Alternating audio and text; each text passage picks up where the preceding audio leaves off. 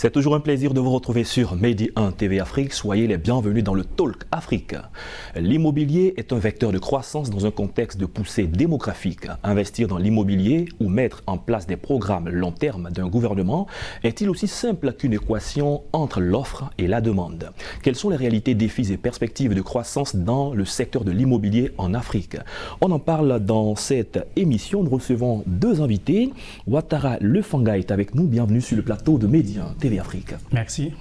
Vous êtes gérant d'entreprise immobilière. On a entendu une annonce du chef de l'État, Alassane Ouattara, le chef de l'État ivoirien, consacrant cette année 2023 à la jeunesse. On pense donc aux PME, aux entreprises également de jeunesse. Vous vous sentez concerné?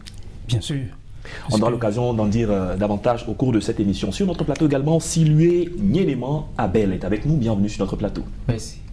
Vous êtes consultant en aménagement et promotion immobilière, expert en montage d'opérations immobilières. C'est un plaisir de vous recevoir. Merci. Alors, hors antenne, on parlait de votre métier, de votre passion de tous les jours, qui est l'enseignement, mais en même temps, pour les questions d'entrepreneuriat, vous basculez, vous aimez les questions immobilières, n'est-ce pas? Si. Alors, on pourrait être tenté de savoir pourquoi ce penchant. Pourquoi ce choix? Merci pour la question.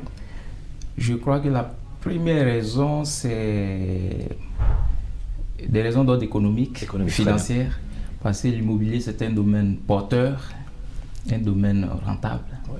Donc, c'est une façon aussi d'apporter votre pierre à l'édifice dans la construction de la nation par rapport à l'offre et puis aussi la question d'emploi. Justement. Entrons dans le vif de notre sujet. Alors, Lefanga, pourquoi est-ce que de plus en plus, ce n'est pas forcément sur le continent africain, mais un peu partout, être propriétaire d'un bien immobilier de plus en plus est une question de luxe qui n'est pas donnée à tout le monde? Oui, parce que l'immobilier, il faut dire qu'il y a un adage de passage qui dit que le meilleur investissement, c'est la terre. Et l'immobilier, c'est tout ce qui a trait, qui est lié à la terre. Les gens disent la plupart du temps, voilà, la terre ne trahit jamais. Voilà, ne trahit jamais, bien sûr, c'est ça. Voilà, donc quand on parle de la terre, on parle forcément de terrain proprement dit, de la maison, de l'immeuble. En tout cas, c'est un rêve pour tout un chacun d'entre nous. Donc du coup, c'est un domaine qui est très important parce qu'il est pourvoyeur d'emploi et en même temps, il y a un autre adage aussi qui dit que, voilà, de la mère Teresa, qui dit que la meilleure paix du monde vient de la maison. Donc vous comprenez que... Ça veut dire quoi? Expliquez-nous. Voilà. Qu'est-ce que ça veut dire? Comment vous comprenez ça? Quand il y a la paix dans le monde, ça veut dire qu'il y a la paix d'abord à la maison. D'accord, c'est de là que ça chacun d'entre nous rêve d'avoir un toit. Et quand tu as un toit, tu es en l'aise avec la famille, la petite famille. Quand il y a la joie, il va sentir qu'en sortant aussi, tu apportes cette joie, cette paix à toute personne que tu rencontres dans la rue. Voilà. Justement, quand on sait toutes les difficultés, voilà, parfois liées au loyer, voilà, on a des débats souvent, voilà, dans ce sens où certaines personnes estiment qu'il faut chercher d'abord son pain quotidien, qu'il faut faire son business, il faut monter ses entreprises. Et quand on aura atteint un niveau à la limite de suffisance, on peut s'offrir une maison. Alors, vous qui êtes dans le domaine de l'immobilier, qu'est-ce que vous pensez? C'est vrai qu'être dans sa maison, ça procure de la paix. Mais quand on sait les difficultés qui sont liées à cela, quel est votre point de vue à ce sujet? Ou est-ce que vous partagez un point de vue? Ok, là, je ne peux pas m'appesantir sur un seul point. Ok, allez-y. Parce que les avis sont partagés. Récemment, il y a, j'allais dire, une maman célèbre sur les réseaux sociaux qui trouvait inutile d'acheter un terrain et de contracter un prêt immobilier pour chercher à construire sa maison. Elle a trouvé inutile. Je crois que c'est la... Sans forcément citer son nom, on veut savoir les raisons. Oui, la PDG des hôtels, quelque chose là. Ok. Quelles sont les raisons qu'elle évoque dans ce sens? Pourquoi?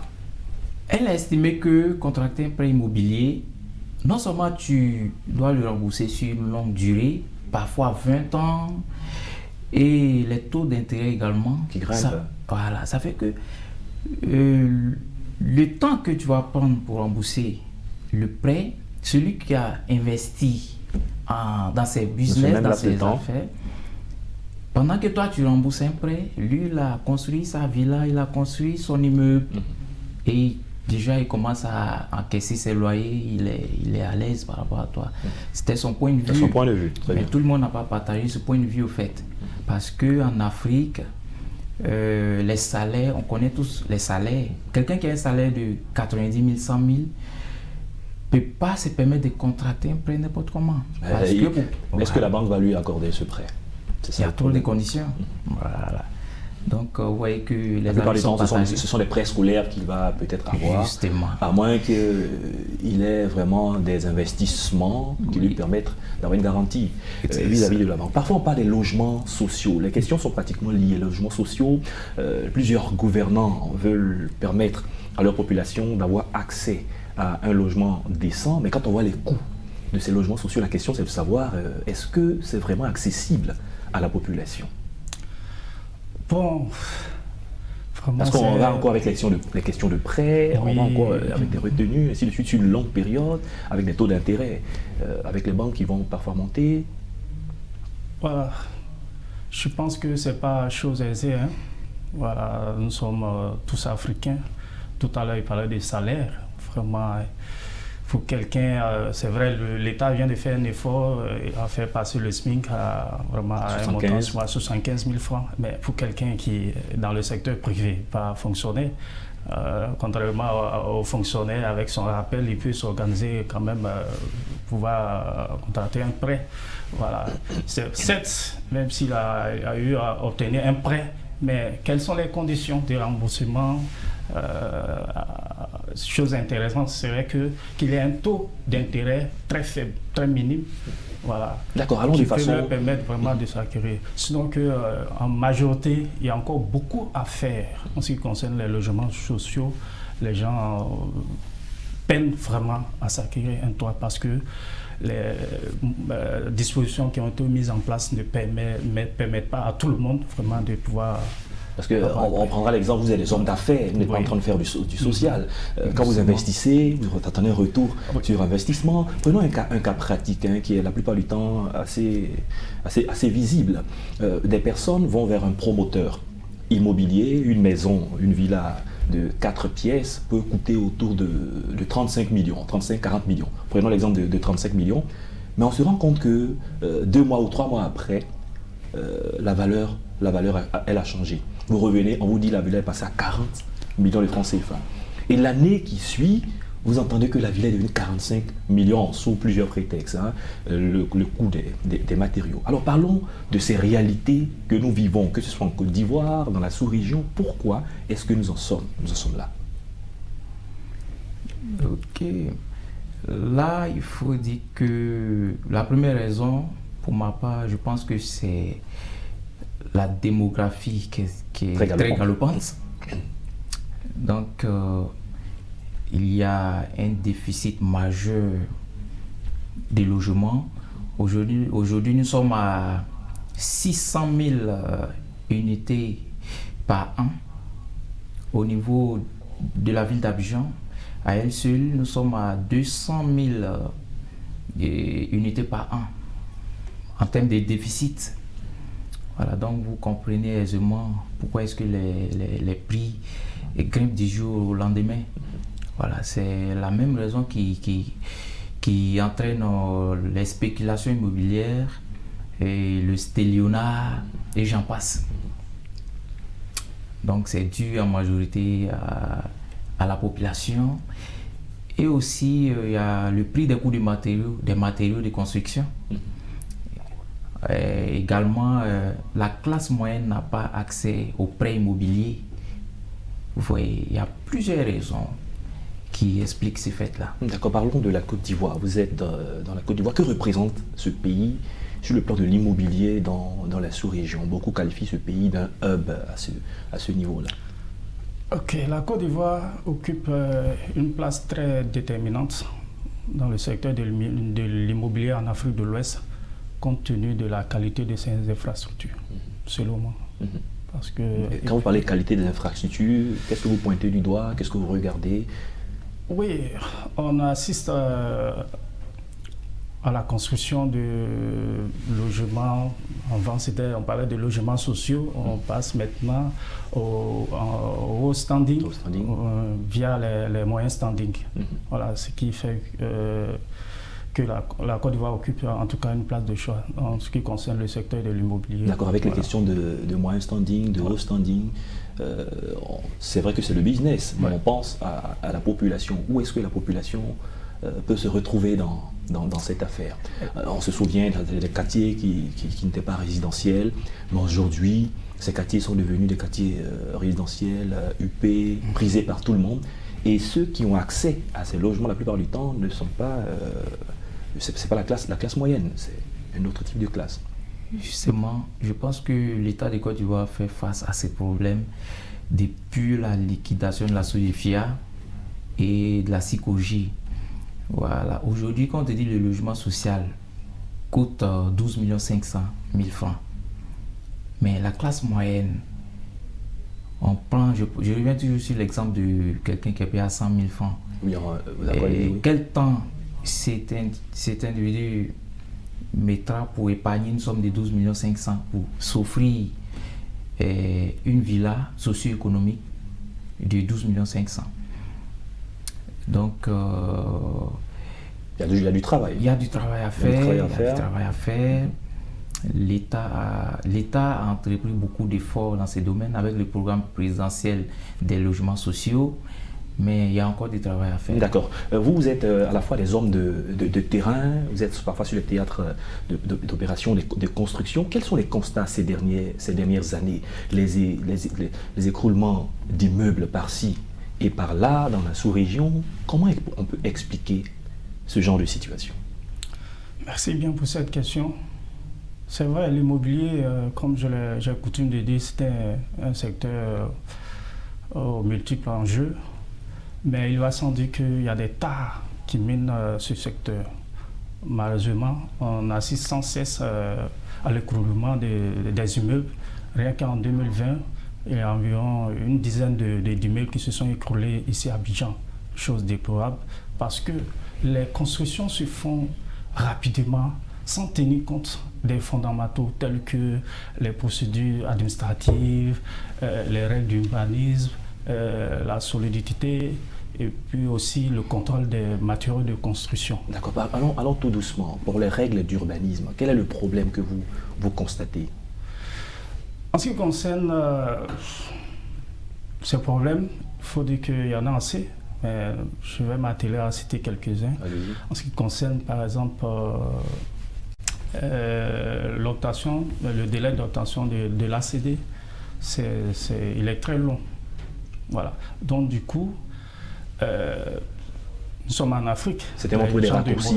Des raccourcis pour pouvoir s'arranger, ne serait-ce qu'il rêve de voir sa maison sortie du sol en un laps de temps, parce qu'il est pressé de ce qu'il a investi. Oui, récupérer ça. Bon, malheureusement, on assiste vraiment à des fins tristes. D'accord, on voit beaucoup sur certains bâtiments en construction, du rouge parfois, c'est marqué à détruire, à démolir, tout. Pourquoi on trouve ce genre de choses sur ces mêmes bâtiments? Parfois on les voit au passage, et puis les constructions se poursuivent jusqu'à terme.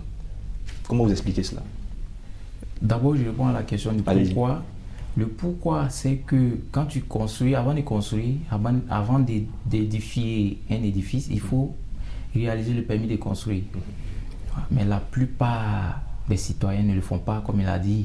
Quels sont les éléments qui rentrent en ligne de compte dans le permis de construire? Ça veut dire quoi quand on a le permis de construire?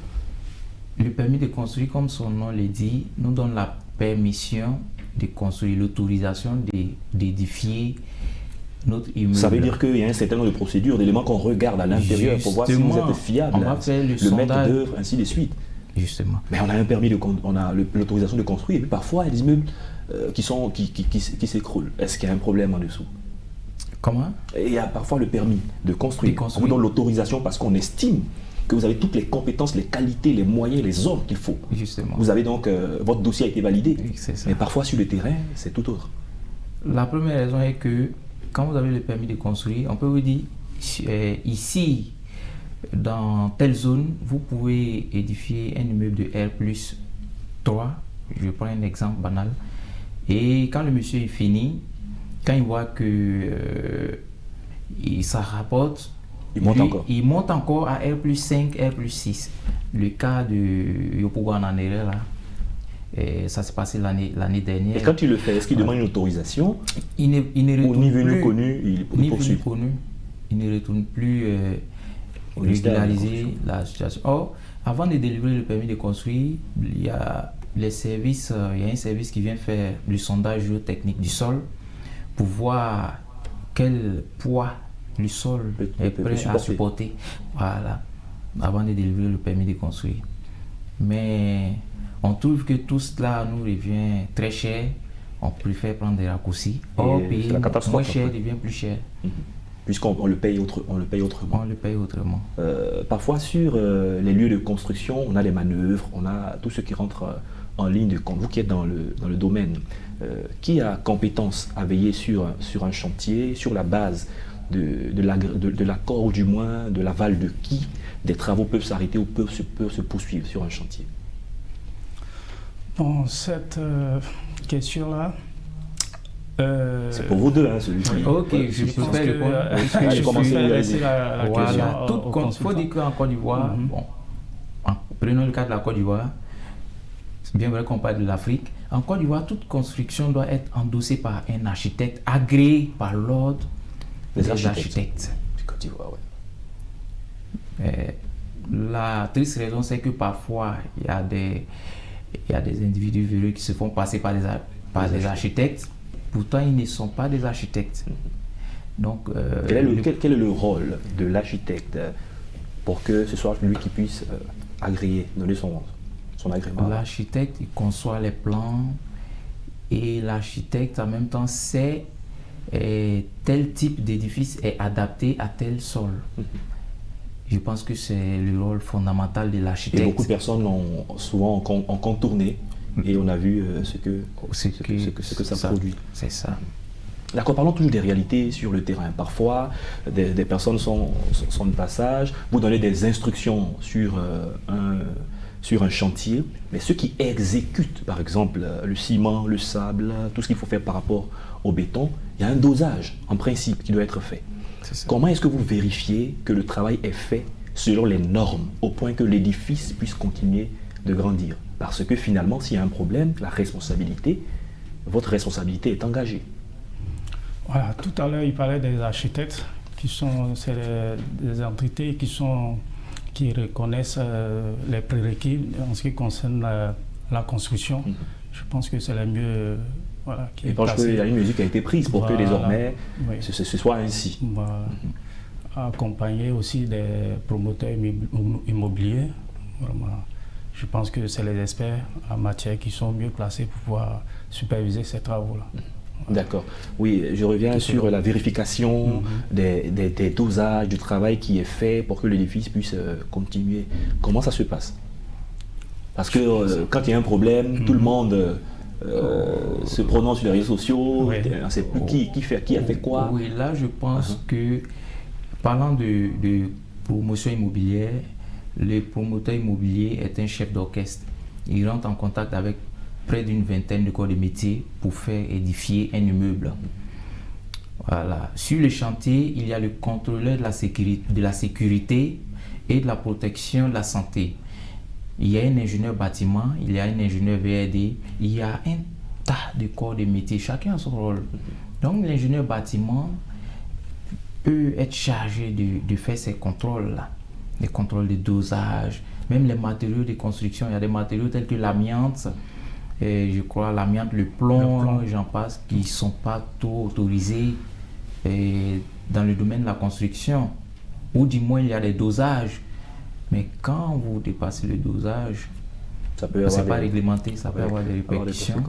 C'est sûr, les bâtiments qu'on va appeler plus tard, peut-être bâtiments insalubres, ou peut-être bâtiments menaçants en ruine si vous n'avez pas respecté le fer qui doit entrer dans la construction. Voilà. Parlons de la formation de tous les acteurs de ce domaine. Vous êtes promoteur, vous êtes consultant, en tout cas vous vous retrouvez dans ce domaine. Plusieurs personnes estiment que c'est un domaine rentable et ces personnes y vont. Parlons de la formation. Quel type de formation ces personnes doivent avoir pour exercer dans ce domaine? Comme on le dit, on ne finit jamais d'apprendre. Il y a des écoles. Oui, il y a des écoles spécialisées dans ce domaine-là. Je pense qu'il y a eu lieu de se faire former. Voilà, quand on est bien formé, je pense que le travail, il va sans dire que le travail sera bien fait. Nul n'est pas fait, mais les risques seront très minimes. Okay. Voilà. Voilà. Toujours formation. Il faut dire que le minimum de formation, le B.A.B.A. comme on le dit, n'est même pas encore acquis par les 70% des acteurs de l'immobilier, si je peux m'exprimer ainsi. Parce qu'en agence, récemment, on a vu des agents immobiliers qui disaient les bails. Un bail, le plus vrai, c'est des baux. Un agent immobilier qui se dit professionnel, qui dit des bails. C'est des bases. Là, voilà. Donc, il faut le minimum de formation quand même. D'accord, très bien. Nous sommes en train d'entrer dans les propositions pour améliorer ce secteur en Afrique. Nous allons recueillir quelques propositions que vous pouvez faire pour que votre corporation puisse travailler de façon professionnelle, et on parlera même des perspectives. Le Fanga. Oui. En termes de propositions pour que le secteur soit assaini, le secteur soit amélioré, comment est-ce que vous voyez la réglementation, comment est-ce que vous voyez la formation, quelles sont vos perspectives, les perspectives dans ce domaine? Voilà. Tout à l'heure, on était en train de parler de formation. Il faut dire que la formation, elle est très capitale, elle est importante. C'est certes la formation, mais il faut un suivi, il faut de la bonne foi. Voilà, la bonne foi. Et puis aussi au niveau de nos dirigeants, il va falloir qu'ils mettent en place un cadre législatif fonctionnel qui va réunir tous les acteurs nationaux, c'est-à-dire, tout à l'heure on parlait des promoteurs immobiliers, les financiers, les conseils, tout ça là, afin qu'ils fassent un diagnostic des problèmes qui minent ce secteur, voire trouver des solutions le plus rapidement possible. D'accord. Au niveau des solutions aussi, parfois les populations, souvent on constate qu'un bâtiment est en train de s'apprêter à être détruit, est en train de tomber en ruine, en lambeaux, mais les populations parfois ne veulent pas partir sous prétexte qu'elles n'ont pas un autre endroit où aller. Qu'est-ce que vous pensez au niveau des populations? La population, faut dire que c'est le manque de moyens qui entraîne cela. Hein. C'est le manque de moyens. Comme on l'a dit, il y a un déficit majeur de logement en Côte d'Ivoire. Donc parfois, ils ne savent pas où se loger, ou du moins ils n'ont pas les moyens de la location, de la caution du moins, la caution. Aujourd'hui en Côte d'Ivoire, bien vrai que l'État parle de 2 mois d'avance, 2 mois de loyer, mais la réalité du terrain, c'est parfois le contraire. Combien de bailleurs respectent cela? Donc quand le locataire il pense à tout cela, avec un salaire, un SMIC, parfois, très souvent. Le temps de réfléchir, parfois, voilà, n'arrive pas à son terme et puis il y a un problème. C'est ça. Parlons un peu de la responsabilité aussi de l'État. Nous sommes en train d'aller vers la fin de l'émission. Comment est-ce que l'État, les différents gouvernements doivent pouvoir appuyer ces genres d'initiatives pour que les citoyens se retrouvent quand même dans de bonnes conditions? Je pense que les États font assez, mais comment est-ce qu'ils pourraient poursuivre et améliorer leur travail?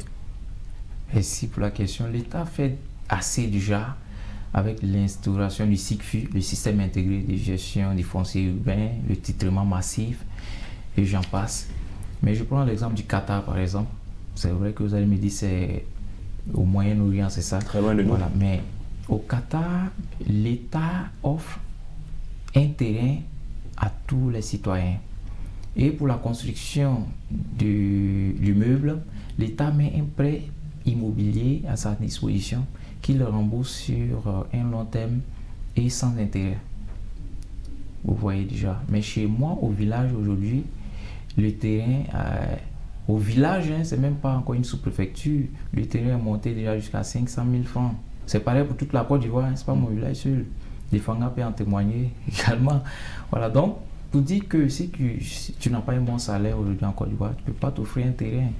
Donc l'État devrait vraiment subventionner quand même si ce n'est pas offert gratuitement comme au Qatar, l'État peut quand même subventionner ou mettre à la disposition des citoyens des prêts immobiliers, des prêts bancaires. D'accord. Avant de parler de construction, c'est la dernière question. Il y a la question du loyer qui est vraiment tous les mois, qui est quotidienne. Qu'est-ce que l'État pourrait faire encore à ce niveau pour soulager les populations? Les loyers parfois sont à coût exorbitant, inaccessibles. Merci bien pour cette question, parce que chaque jour que Dieu fait, on se réveille, c'est la question que nous nous posons 1000 fois, voilà. Surtout quand on tend vers la fin du mois. Voilà. Donc, d'abord, la loi que le ministère du Logement avait interdit aux bailleurs d'aller au-delà de 2 mois sur le terrain, en réalité, n'est pas respectée. Donc, je demande au gouvernement, à nos dirigeants, qu'il y ait de suivi. Afin que, je pense que quand il aura un suivi, la répression, voilà, tout ça là, une bonne fois de la part des populations pourront être soulagées. Des bailleurs aussi, je pense que ça peut soulager la population. D'accord. Voilà. Ben, messieurs, c'est ici qu'on va s'arrêter pour aujourd'hui. L'émission est à son terme. Merci. Je rappelle qu'avec vous, on a parlé de défis de professionnalisme et de perspectives de croissance dans le domaine de l'immobilier sur le continent africain. Ce jeune continent, ce continent en développement. Merci Ouattara Lefanga. Je rappelle que vous êtes gérant d'entreprise immobilière. Merci d'avoir accepté de répondre à nos questions. Merci bien. Merci également à Siloué Nieneman Abel, qui est consultant en aménagement et promotion immobilière, expert en montage d'opérations immobilières. Merci d'être passé sur notre plateau. Tout le plaisir pour moi. C'est la fin de cette émission. Merci à tous de l'avoir suivi. Bonne suite de nos programmes sur Medi 1 TV Afrique.